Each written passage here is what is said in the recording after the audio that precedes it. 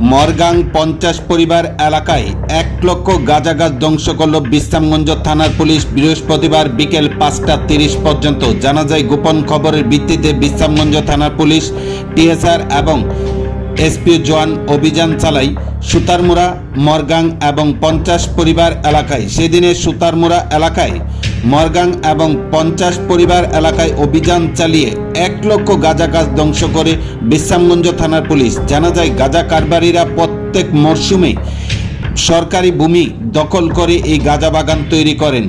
আর গোপন খবরের ভিত্তিতে পুলিশ বৃহস্পতিবার বিকেলে এই গাঁজা বাগান ধ্বংস করেন।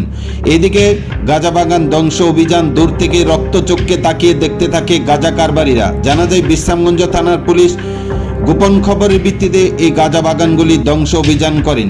আগামী দিনেও বিশ্রামগঞ্জ থানা পুলিশের এই গাঁজা বাগান ধ্বংস অভিযান জারি থাকবে বলে জানিয়েছেন বিশ্রামগঞ্জ থানার ওসি সুবিমল দেবনাথ। জানা যায়, বিশ্রামগঞ্জ থানার ওসি সুবিমল দেবনাথের নেতৃত্বে বিশ্রামগঞ্জ থানার অন্তর্গত বিভিন্ন এলাকায় প্রতিনিয়ত এই গাঁজা গাছ ধ্বংস অভিযান জারি রয়েছে। তবে গাঁজা কারবারিরা এখন প্রতিনিয়ত তাদের এই গাঁজা বাগানগুলি রক্ষা করার জন্য শাসক দলীয় কিছু নেতাদের পদহেলনে চলছে।